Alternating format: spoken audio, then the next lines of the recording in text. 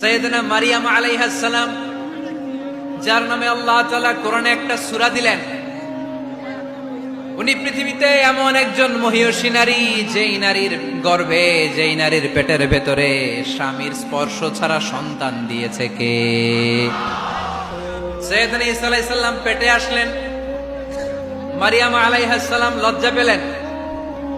হায় হায়, কেমন করে এলাকাবাসীদের কাছে আমি আমার মুখ দেখাবো? বিয়ে করি নাই, স্বামী নাই, বিয়ে হয় নাই, স্বামী নাই, কিন্তু পেটে সন্তান চলে এসেছে। হায় হায়, এলাকায় কেমনে মুখ দেখাবো?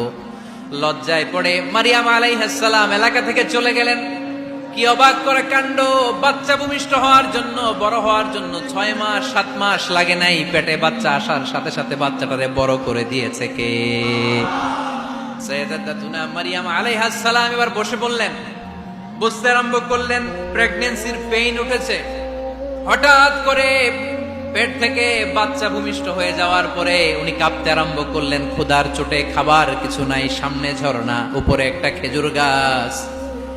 সাইয়েদনা ঈসা আলাইহিস সালামকে কোলে নিয়ে মারিয়াম আলাইহিস সালাম মনে মনে ভাবে, হায় রে, কেউ যদি একটু খেজুর পেড়ে দিত, এই ক্ষুধার মুহূর্তে আমি খেজুর খেয়ে পেটের ক্ষুধা নিবারণ করতাম।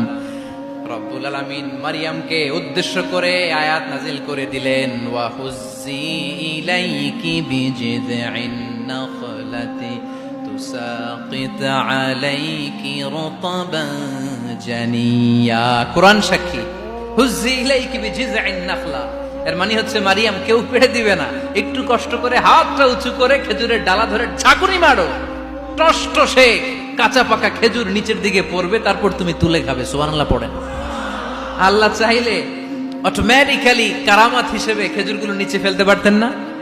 কথা কন, খেজুরগুলো অটোমেটিক্যালি নিচের দিকে পড়ছে? পড়ে নাই। আল্লাহ শিক্ষা দিয়েছে, যেই পরিস্থিতিতে থাকো না কেন, তোমাকে শ্রম ব্যয় করে, কষ্ট করে তোমার উপার্জন করতে হবে, রিজিকের বন্দোবস্ত করতে হবে। চিল্লায় বলেন ঠিক কিনা? ইসলাম আমাদেরকে এটাই শিখিয়েছে, কাজে লজ্জা নাই।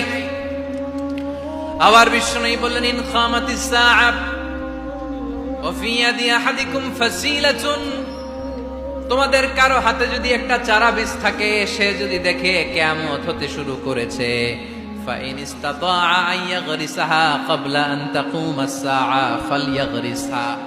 কারো হাতে একটা চারা বীজ নিয়ত করেছে, চারা বীজটা রোপণ করবে, ইন দা মিন টাইম দেখলো কিয়ামত হতে শুরু করেছে, বিশ্বনবী বললেন, যদি তোমার সুযোগ থাকে কিয়ামত হওয়ার আগে চারা বীজটা রোপণ করে দাও। কথা বুঝতে পেরেছেন? আপনার হাতে একটা চারা বীজ, আপনি প্ল্যান করেছেন এই চারা বীজটা রোপণ করবেন, ইন দা মিন টাইম দেখলেন কি হওয়া শুরু হয়েছে?